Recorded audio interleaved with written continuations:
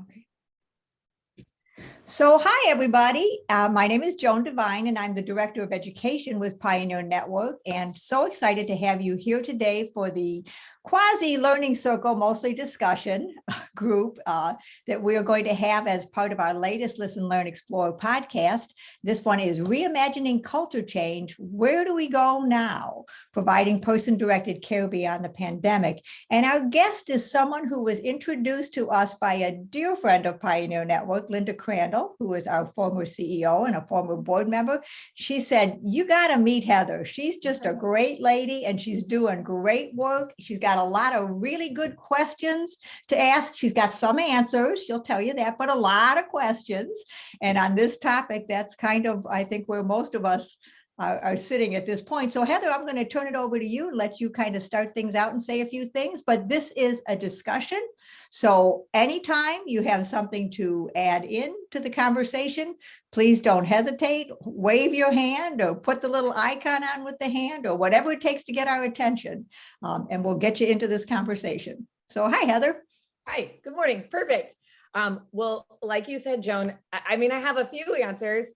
I have answers that work maybe in the communities that I've been in, and I recognize that they don't necessarily work in every community. And I think what made me want to just develop this podcast was basically because I had a lot of questions, like you said, with kind of a handful of answers. But I think the more that we keep talking and the more that we keep sharing, the more one idea might inspire a whole bunch of other ideas.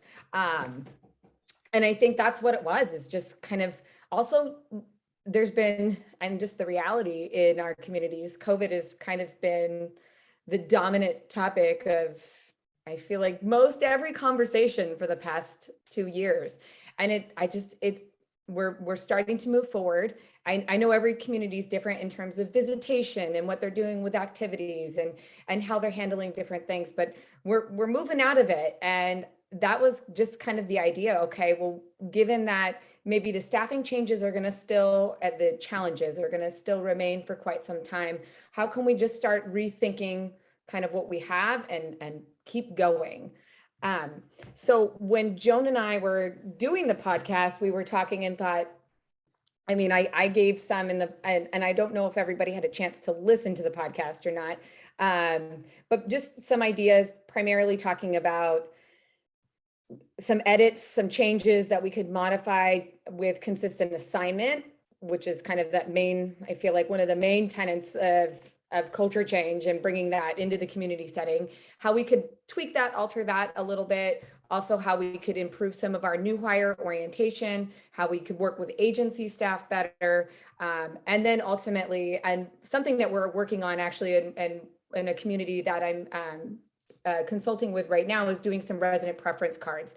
And a lot of that has just been meeting with caregiving and CNA staff and getting their feedback on what are the top things that you want to know walking into a resident room. And I'm not talking ADL wise and all those other things that you're going to find on the care plan. And so that's what we're working on in that particular community. And so that was kind of the focus, but then there's still so many. I feel like I wrote down 5 other questions, and I probably could write down 25 other questions just of what about this? What are other communities doing here? What are other ideas that people might have that could kind of keep that brainstorming moving forward and moving in the right direction again? Hi, we had a few new people, I think, join. It's an illegal recording. And so I guess where I'm at right now is we can talk about, and I don't, if anyone has any other ideas, but I guess I have some more questions to kind of throw back at everybody just to see new ideas or what other people have tried or what they've maybe heard other communities have tried. And I think the first one I was thinking about is just going back to that consistent assignment and orientation. If there's been other ideas that anyone's tried if you're in a community or if you've heard or working with other communities that they've implemented to really make consistent assignment work, given all the staffing challenges that we have right now, or any other orientation ideas that people have tried that have been successful. Anybody had any great successes? That's a tough one, isn't it? I think, you look at some of the, I'll talk it. Oh, Dominique, you got something? Well, I don't know if I wouldn't say it's great success, but I just had an example of a product or a service. So not consistent staffing necessarily, but you mentioned your resident preference cards. So knowing those things about a resident, what do you need to know? I think you said before you walk into a room, what's important about that person, and how do you establish rapport and trust and a relationship, like a bi-directional relationship. So where I actually work right now as the education manager at the Schlegel UW Research Institute for Aging here in Ontario. But previous to that, well, I started a long time ago in social work, but I did a bit of a pivot into a startup software company who actually did exactly that.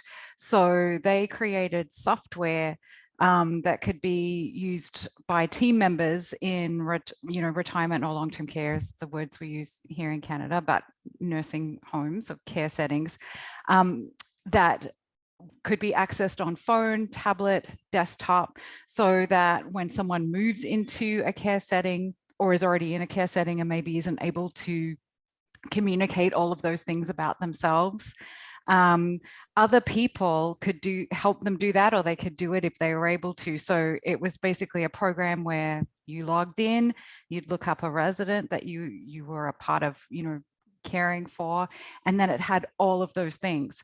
What are their interests? What did they do for a living or an occupation? Who's their family? And you could add photos, you could add videos, you could add everything basically that you wanted. So before you walked in that room, especially if you were not familiar with this person, it was really evident, sort of, you had this sense of who they are ahead of time. And, as far as communicating with family members that might be across the other side of a country or out of the country, wherever, everybody could provide that information. It didn't just come from necessarily people working with that person or helping to care for that person.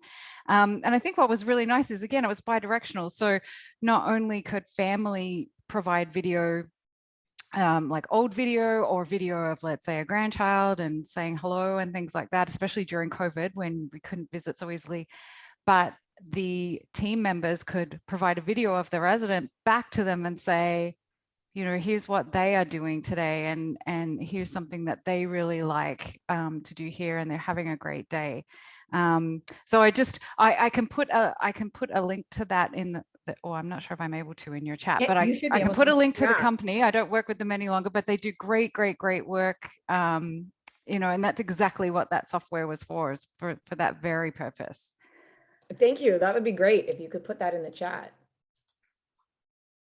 Perfect. And what you said made me think, as I'm looking at Paul, who's on this call, and you're talking about the getting to know people and the relationships, and what are some of the things that we need to look at creatively as we look at the challenges of staffing and just having enough resources. And Paul, that's an area that you've got some great expertise in, isn't it? Well, I'm working on it. One of the downsides of studying is you learn how much you don't know. Anyway, in fact, I'm speaking to the American College of Healthcare Administrators next week, and just really trying to think about, what is it that you say to a CEO or to administrators about ramping up their volunteer program, not for the sake of just music or game playing, but to develop meaningful relationships with people. And I have a particular heart for those that don't have family.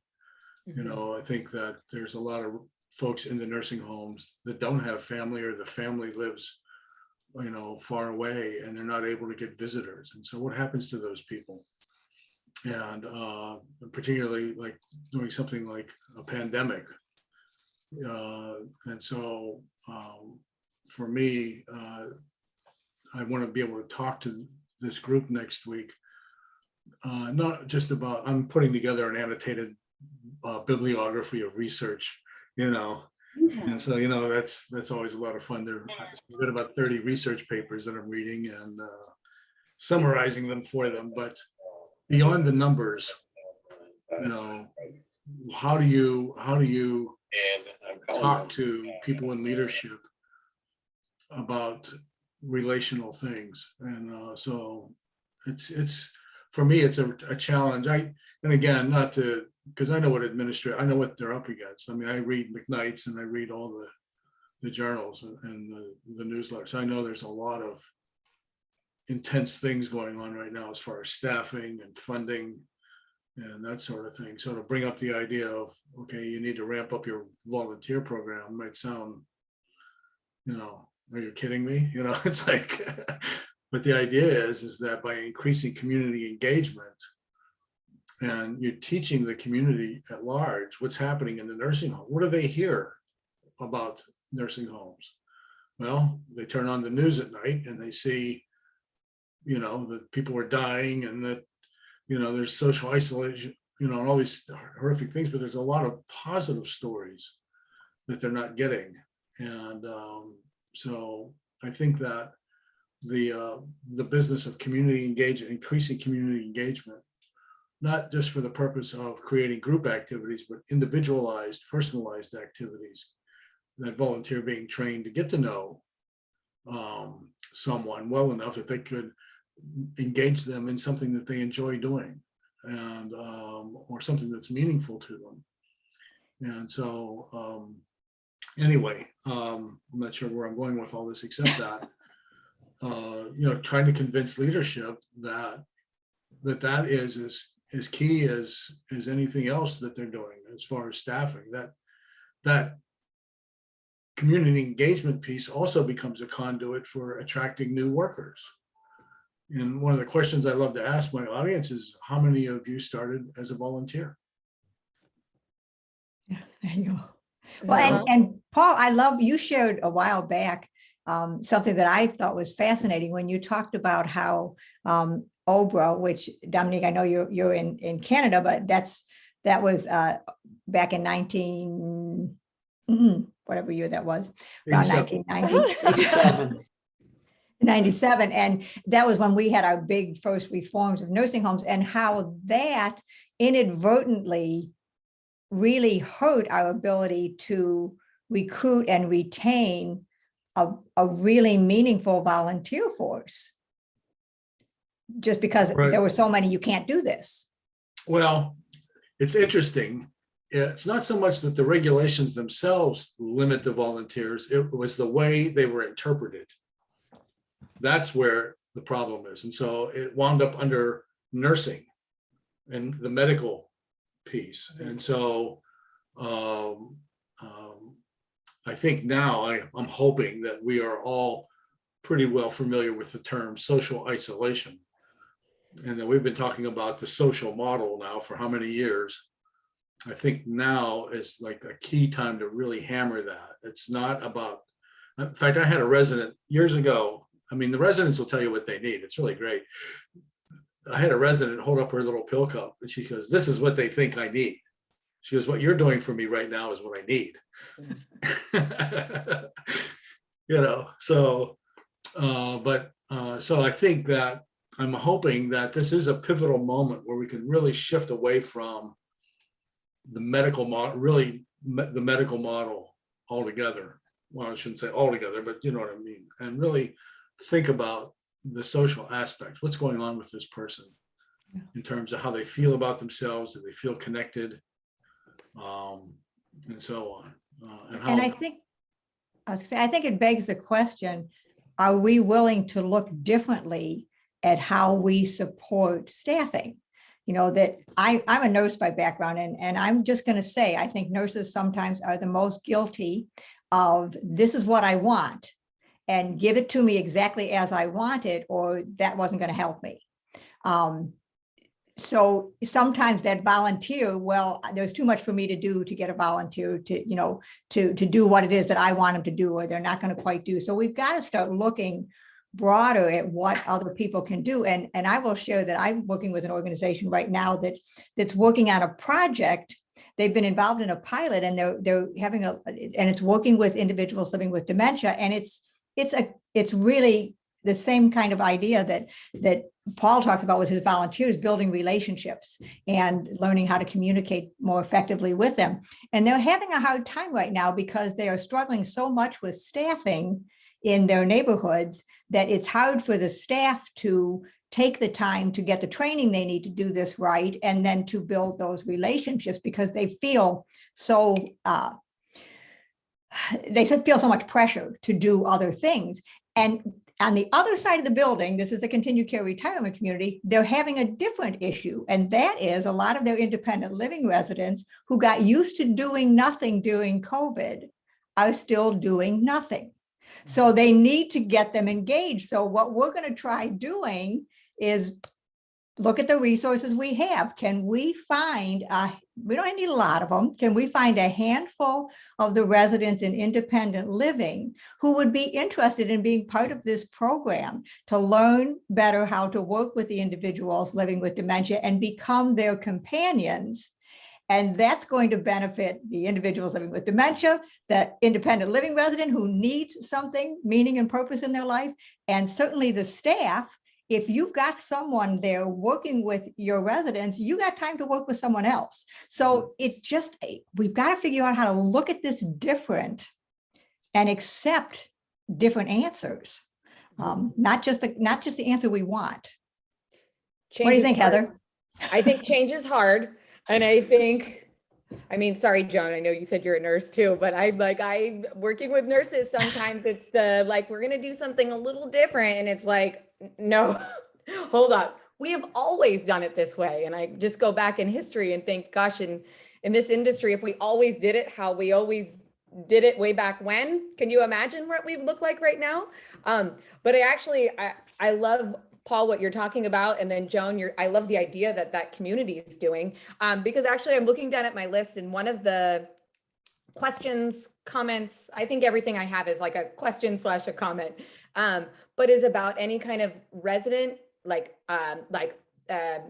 any other community involvement. Are there other people in homes helping other people, other families and we do what we've tried doing during this pandemic, in particular, when we've had visitors coming into this particular community where I am, we have identified quite a few residents that don't have family members locally, or they just don't have family members anymore for whatever reason that aren't involved in their life, and have paired them up with other families that visit. And so it's kind of bridging some more connections, like, hey, you're here to visit your wife, and we're going to add this person to your King's Corner game right now, and to build a bigger community, to reduce some of that isolation, to make relationships. Also utilizing, and this, because I think this, I definitely think this is the way to go right now. And if you have people that are just looking at what's happening in the job market, with people retiring earlier now, things like that, people and just other volunteer opportunities, pulling maybe some of those people in to engage them, and what meaningful, I don't want to say task, because that's like such a horrible, that just goes back to like the nursing department, the task oriented, but what meaningful ideas, and not just calling bingo. I think that's the kind of the thing that we always think of, like, oh, yay, we got a high school volunteer who's now going to call bingo for us. Perfect. But know that we're going to connect them meaningfully with people and have them develop the relationship. But also, I think even to help with offload some of the staffing issues that we're having, what are some of the meaningful things that even the nurses might not, and I'm teasing kind of a little bit, because I think change is hard in general for people, but what are some of the meaningful things that we can actually give to volunteers coming in that they can do that would actually help maybe alleviate some stress for like the nursing department? I had a CNA come up to me not long ago that said she felt so much better because she knew she didn't have the time to sit and chat with this resident. I just felt so thankful that we had a volunteer come in that we kind of paired with a small group, and she felt, I guess, less guilty even that because I mean, people want to connect. They don't want to just okay, clean, dry, and intact, move on down to the next person. I feel like most people in healthcare really do care about people as humans. But I do think it's how do we move forward developing? What are some of the concrete things we can give some volunteers to come in and do that really do make a difference? But I do think especially making those connections makes a huge difference with people. If I could just tack on real quick, what you just said goes to retention rates too. Because Yeah. when a staff person, and I've had nurses and CNAs tell me this similar kind of thing, but they get a lift from that. 100%. And that lift goes to retention rates, because they don't feel as hopeless or as overwhelmed. They feel like they have some support from the community. And I totally agree. yeah. And I think some of the other things we need to, as you were talking, you mentioned bingo, which, we know is a big thing. But it's important to a lot of people. So, we are not going to get rid of bingo, but, those are the things that traditionally I'll have a volunteer, call bingo. Well, as somebody introduced me the other day to a really cool technology that you can connect to on the great big giant TVs that most communities have these days. And you set it up, and not only can you decide the type of bingo game or whatever you want, you can set it for how fast or how slow you want it to go, how big the numbers are. They stay up on the screen, so if you miss the number, you can see it. I mean, she said she was so excited about this program, and how great to use a technology to do that. And then if I have a volunteer, maybe she can be sitting with somebody who needs some help playing instead of being up in the front of the room calling. So there's more effective ways to use people. We gotta be willing to think out of the box. And COVID has taught us that we are more open to technology, and residents are more open to technology than we gave them credit for.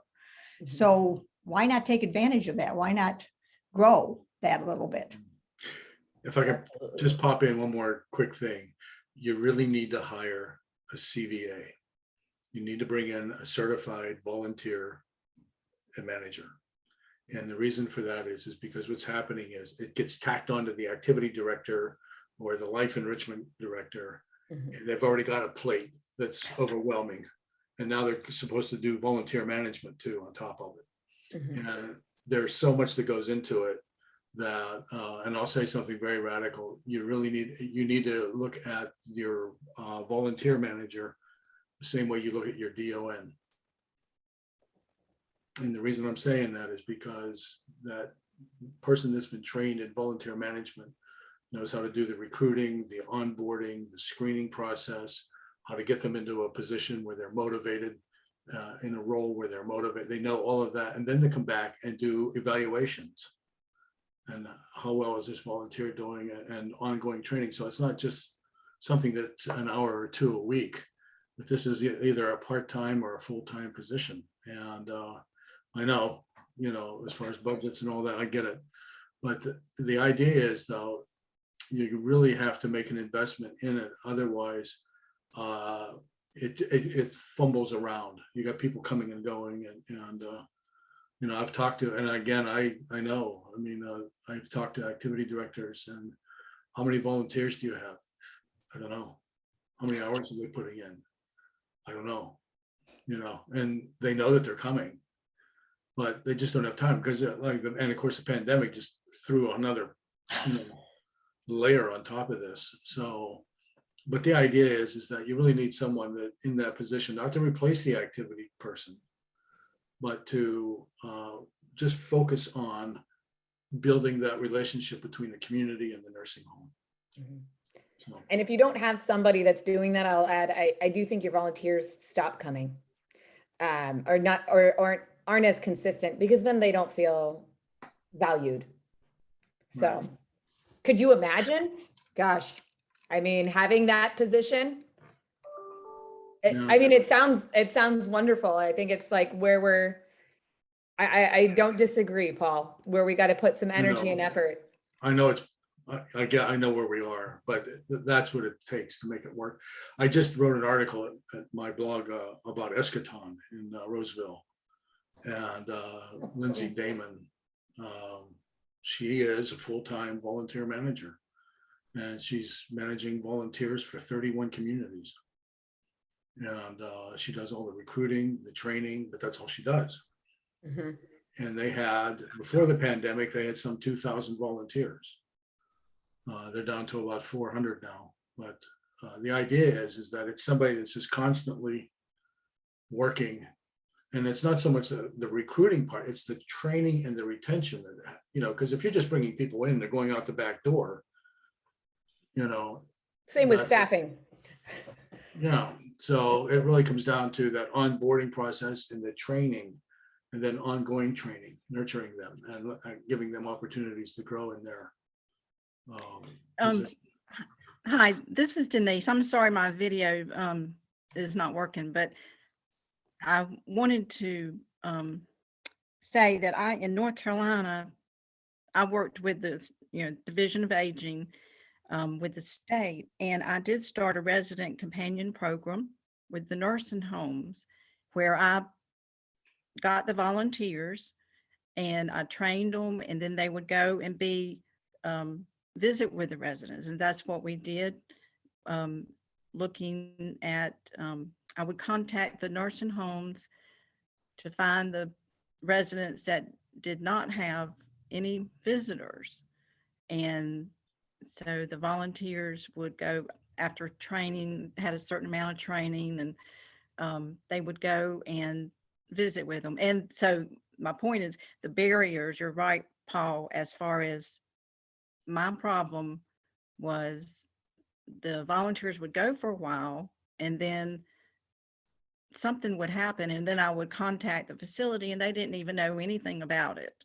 Mm. And I had met with the administrator and the activity director, and whether staff changed or the program would just disappear and the volunteers would disappear because they felt they were not Well, needed, or so. and the old adage is if it's everybody's job, it's nobody's job. And so Correct. if you don't have somebody who's really dedicated to be that point person, then it easily everybody assumes the other guy took care of it. It's got to Right. come from the front. It's got to come from the front office. You can't save the church from the pew. Is the way to say it. Right. It's got to I come had- from the pulpit. And also the volunteers were, some of them were from a local seminary. And of course, once they're gone, after there are a couple of semesters and they move on. So it was interesting that the volunteers were not the ones that were retired. I did have some. There was a group from a church in the western part of the state that wanted to do this, and so they, like their Sunday school group, volunteered it. They only had a couple of nursing homes in this county, so they volunteered and did that, and they did a wonderful job and carried on for a while. And then but in where I am in Raleigh area, it was mainly younger people that wanted to volunteer. So it was interesting to the different parts of the state as far as the volunteers that were wanting to visit the residents. And it would have been a very beneficial thing. It just I couldn't sustain it at the state level. So we needed to, go out to the regions, and the regional people were busy, everything's just can't go to get all the volunteers. And Mhm. so, So much of what has been talked about with volunteers and relationships, I'd like to kind of throw back, Heather, to kind of maybe what about staff? I mean, as we're reimagining culture change and the challenge of workforce, are there some things that you have seen or heard or others that are helping us to really recruit and retain that good staff that we're desperately trying to find? Good questions, Joan.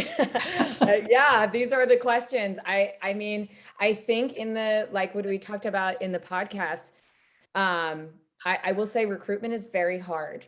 That is, I think Paul, as you maybe, I don't know if you're finding recruitment volunteer wise is hard, but definitely staffing wise, it's sometimes, I mean, in communities, I've seen you just need to get some people in there at this point. And then I think, I don't know, I think I've always really loved the hire for heart, train for skill phrase, if you've heard that. And I think I mean, there's opportunities to look in different, it depends on where you are, I suppose, in the, well, I guess I was going to say US, but also Canada, but like different agencies that you can reach out toward to find the staffing. But I'm really finding it's like when you can get them in the door, I think one piece, and that's why I really focused on in the podcast, was the orientation piece, and really trying to connect, doing a quality job of orientation, because I think you're going to have someone walk in the door and then walk out the back door if they don't feel welcome. And that if they're not feeling like a valued part of the team. I mean, I've seen it here in Oregon. We've had the relief staffing coming a lot. Everybody's kind of coming from Florida this way, which is probably quite the shell shock for them here. But they're coming, and we had at one community, he was going to work a CNA work a 12-hour shift. He made it 3 hours and was like, bye. And I think so, even for the agency staff that's coming in, feeling like they're welcome, I do think having that, we talked about in the podcast, like pairing up, having that partner when they're working together. And I think that goes to speak to consistent assignment. So there's a kind of a seasoned staff person, so to speak, maybe partnered with, if it's agency or if it's someone that's going to stay working at that community, we hope, but is new and is still getting to know the ropes there, but partnering them with that seasoned staff person. I think that has been one thing that I've seen that's been very successful. It gives new people a go-to person. It gives them that partner.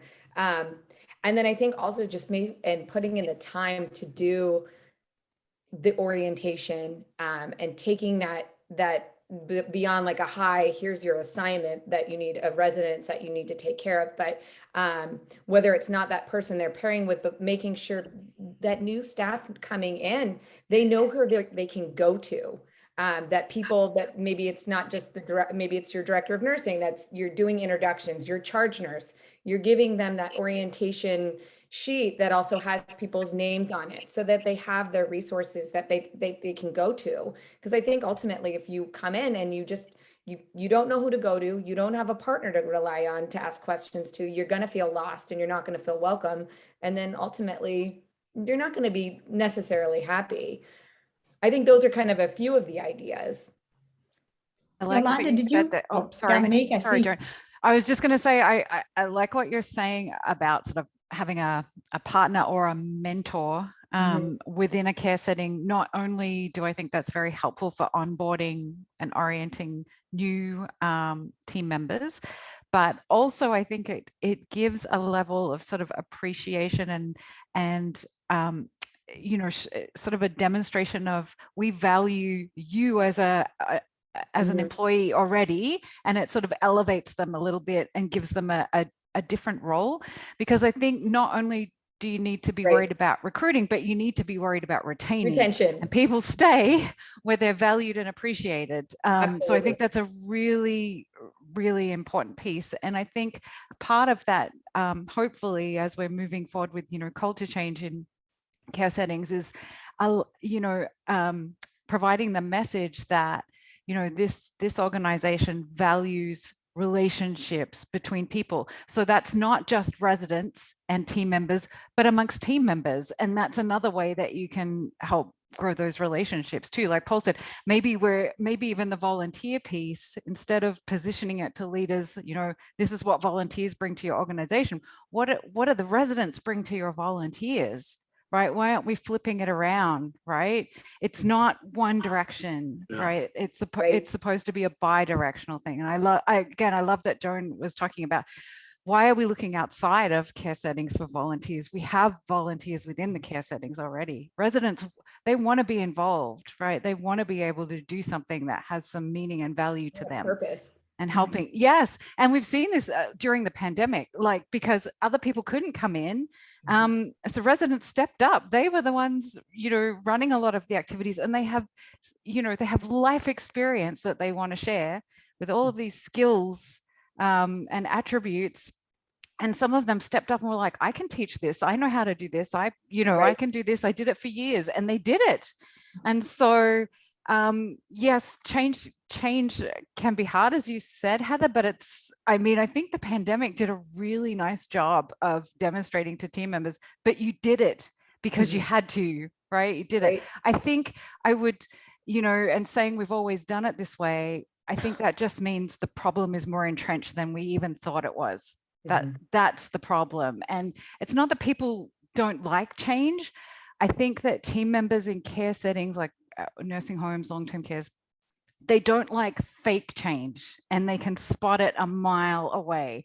They don't like fake change, and they don't like change that they're not a part of, right? So saying we're going to do this. This is what here's the goal at the end. Here, here's what we're going to do. If we say, here's where we want to be, you tell me how we're going to get there, they will get on board, right? They just want that authorship and that ownership. And I see that mentor or that partnering program as something kind of like that, right? It gives them authorship and ownership of something.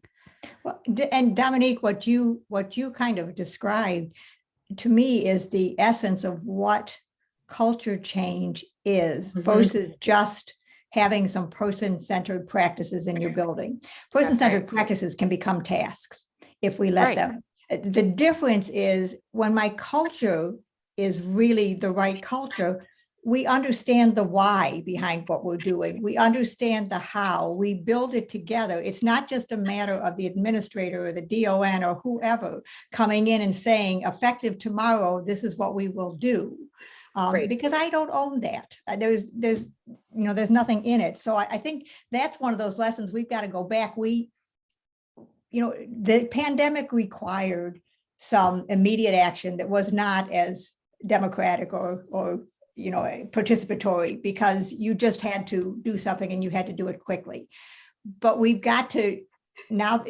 We got to get out of that. We can't let that now become. We got used to just being that authoritarian mindset again. We got to go back to being that participatory, where we really engage our team and they feel like they are a part of making a difference. These are adults that we're working with. These are not children. They have rich lives and wonderful talents, and we don't always utilize those very well. Right. That was an editorial. Well, it reminds me of the community that we're working on the preference cards with right now. I mean, I can work with the social services director and the activity director and say, boom, this is what we're doing, pop them in the rooms and check. And like you said, Joan, that I think that defines a person-centered practice. Sure, we're trying to get the resident voice there, but we have engaged nobody. And so what we've been doing is it's just, okay, I'm having them go talk to your CNA staff, ask them what do they want to know? Ask your care partners. I actually asked and interviewed a few CNAs just to say, hey, we got a new person moving in. Name 3 things. What are the first 3 things you want to know about this person? And I just kind of laughed, and I laughed out loud because it was the first thing was transfer status. And I was okay, hold on. I know where we're going here. And I was no, but what do you want to know about this actual person that is moving in?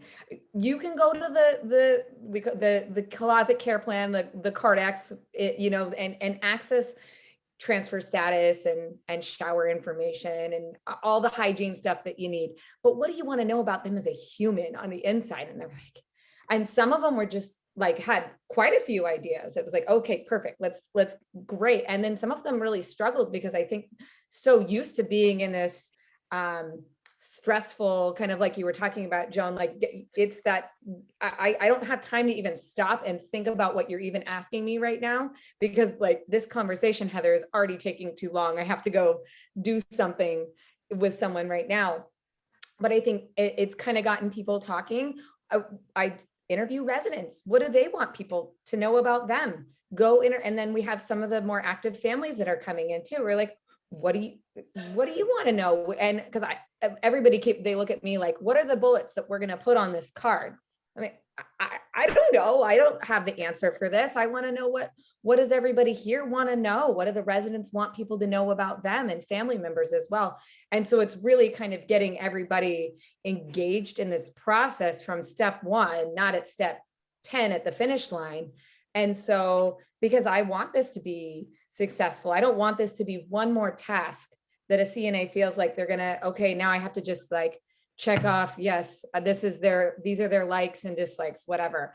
I want them to be telling new staff that are coming in and agency staff when they're coming in, like, hey, that's part of the orientation and the onboarding. It's like, we do this, and this is why we do this, and this is why we have this. And let me show you where you can find them and access them, so you know this about these residents.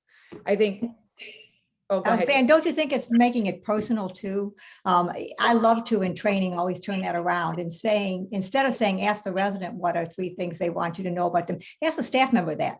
Okay, Heather, I've never met you before. Tell me 3 things, the top 3 things that you want me to know about you. And you are not going to probably tell me a diagnosis. You are not going to tell me a transfer status. Absolutely. That ain't going to come out of your mouth. And so all of a sudden it becomes so now you turn it and say, okay, so for the residents, what do you think of the 3 things that, you make it personal, and you go back to helping people understand the why. Right. And you've also put into practice what it is you're preaching. When I spend the time in orientation, asking a few questions to really get to know who you are as a person, not the fact that you're a CNA and you've practiced for X number of years and you worked at this nursing home or whatever, which is usually what we kind of talk about. But, who are you? Tell me about your family. Tell me about your hobbies. What are the things, do you have a talent that you could bring here to the community? Right. If we're asking them those questions, that's telling them that those are things that we value. But we say we value those, but all I ask is fill out this paperwork and, get this checklist done. Yeah, I think you're so right. And what's funny is the CNA that I asked that was really struggling with answers, who was giving me the very like care plan oriented, like, I want to know this. I said, okay, but now you're here. What do you want people to know about you? And it was funny because I think that definitely turned the cogs of like, oh yeah, okay. Do you want people to know about your kid, your son, like that you have a son, and that whatever it is, it doesn't, but I think that's such a good point as well. Yeah. Well, I sort of bring a different perspective looking from a staffing challenge, and you may have an echo because this room has really poor acoustics. In terms of the dietary nutritional department, we were really low on dietary managers, and you have to have a CDM to apply for the job. We had some communities that were in rural settings, and we weren't being able to recruit any people with experience.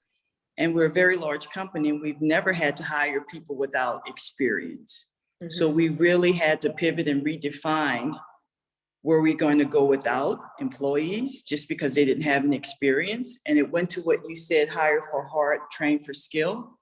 But we're in a pandemic and we can't meet. How are we going to do this?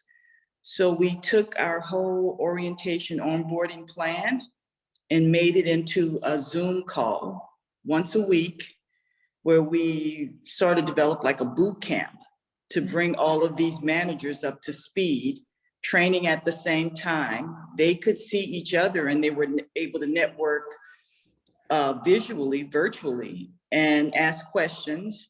And the meetings were set up once a week for an hour. And then they were, we employed them, and then they were sent off to work in their different capacities. And it worked so well, we started hiring dietitians who were new to long-term care or had no experience, recent grads. And we developed a whole online onboarding Zoom education plan. And for the clinicians, it went 6 weeks with full and complete access to a lead that they buddied up with if they had any questions. Okay. And then we were able to review their documentation, their MDS, and everything that we would typically pay someone to have that knowledge. We developed their skill. We developed our own employees to our way of thinking, our culture, our systems, and it has proven to be incredibly effective. From a cost standpoint, we didn't have to pay very high salaries. From employing people in communities that there weren't a big pool of clinicians or dietary managers. So it was because of the pandemic that we had to pivot to this, but it has been extremely effective. That's a great example.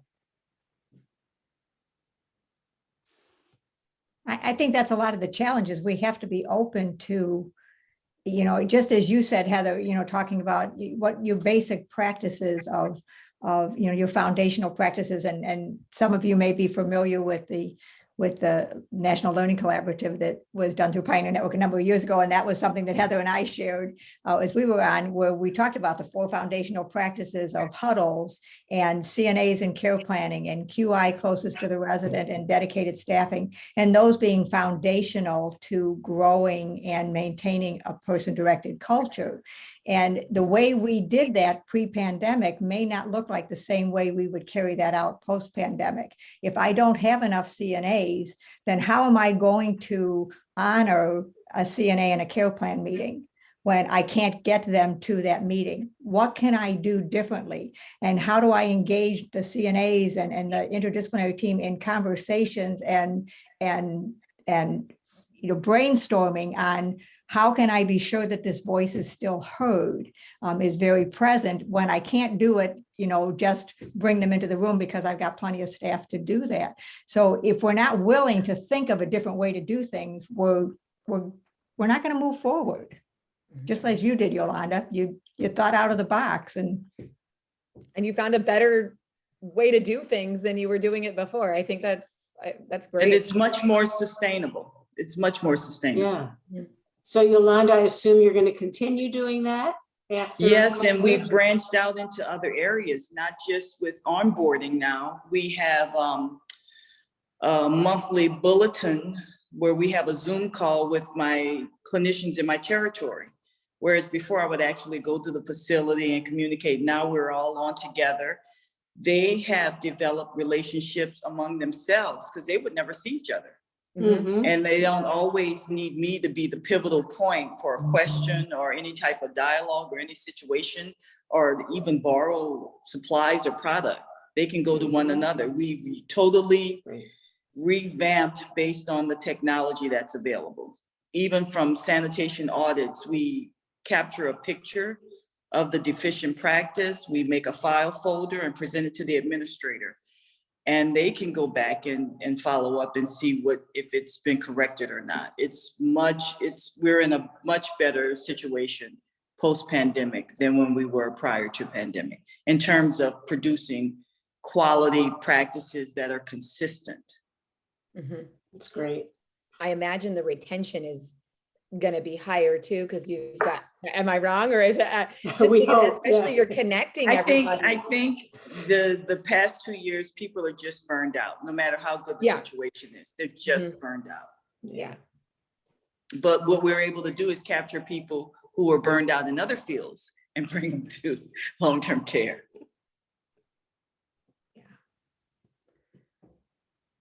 I think your role, Paul, that you talked about, your volunteer person, having a coordinator, it's a role that we don't typically have. So you're not competing with the same pool that you're competing with the other roles that we're trying to fill in long-term care, which I think that sometimes is our challenge. We're all kind of wanting that same person, and that doesn't help us. We're not growing our pool of resources in terms of our human resources.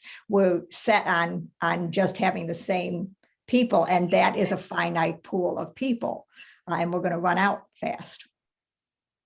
Yeah, our latest managers have come from restaurants, Taco Bell, Chipotle, totally out of long-term care. And this is a highly regulated industry.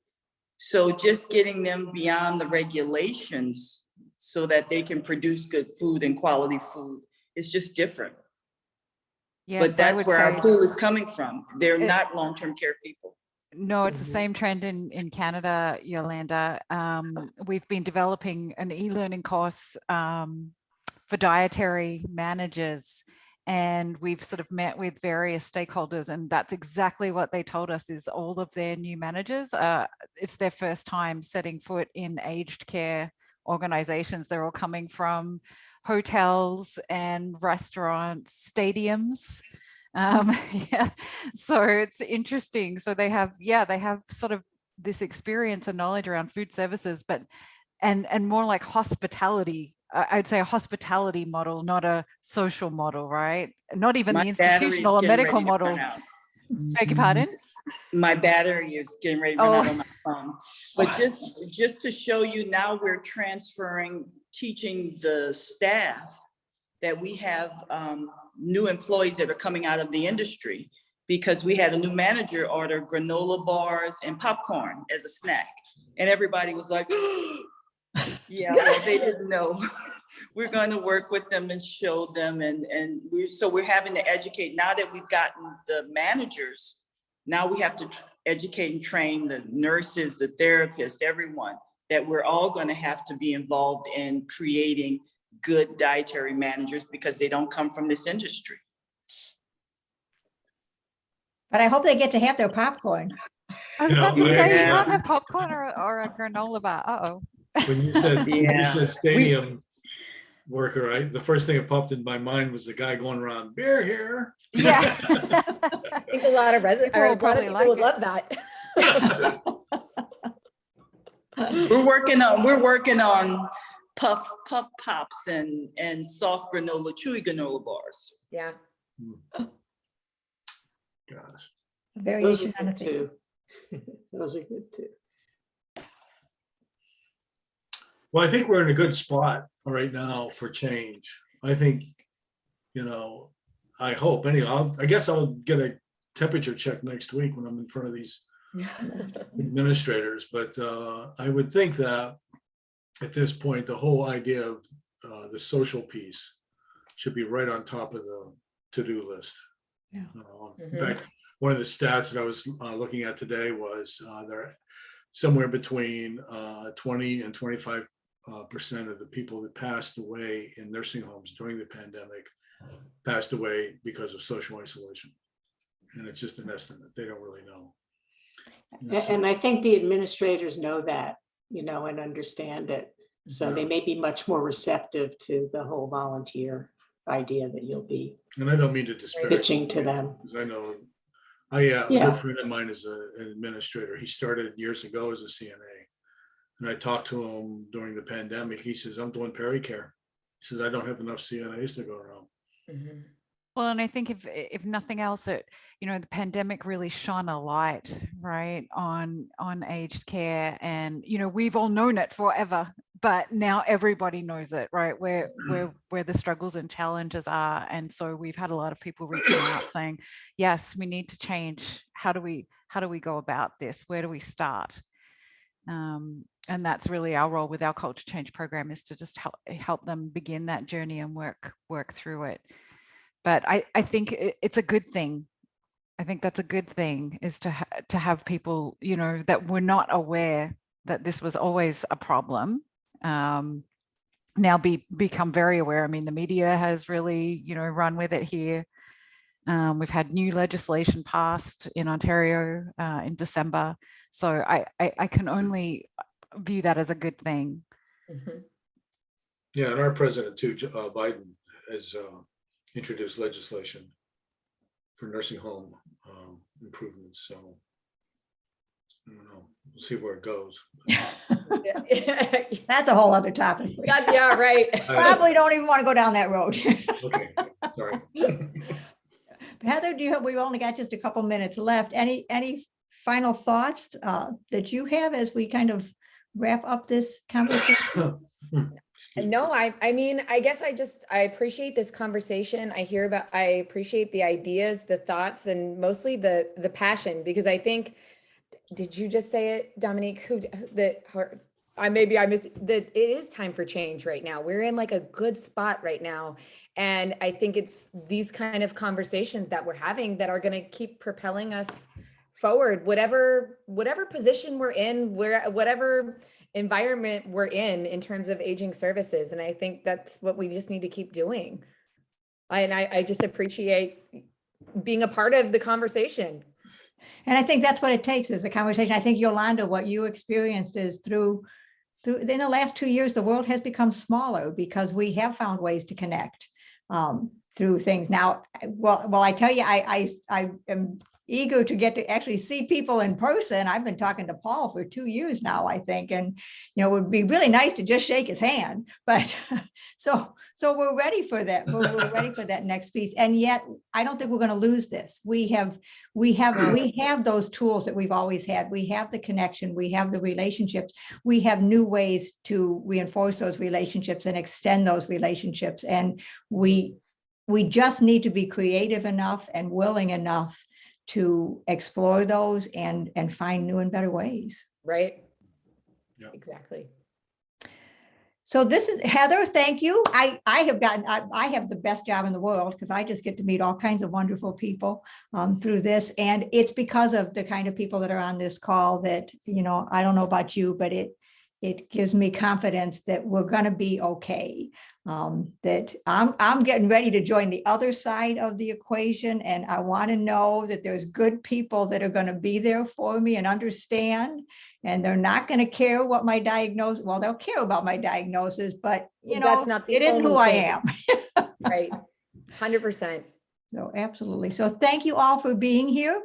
We hope you'll, and take a look at we touched on a couple other topics that are on podcasts. So there was a great one by Kara Stiletto on retention and recruitment. Paul did a podcast for us on the volunteer force. So go back and look at those if those are things that you want to learn a little bit more about. And a blatant plug, we are going to be back together July 24th through 27th in Denver. Dominique is one of our speakers. Paul is one of our speakers. I even get to do a session this year. So it'll be kind of fun. So come and join us because you know what? We are ready to be back together again. And we would love to have you with us. So again, Heather, thank you for leading this conversation, for getting it going. And let's let this be the beginning, not the end. Keep it going. Thanks, Heather. Thank you, Thank you. Joan. Thank you, Nice to guys. meet you. Yeah, you too. Take care, everybody. Yeah, Bye-bye. take care. Bye Thank now. you.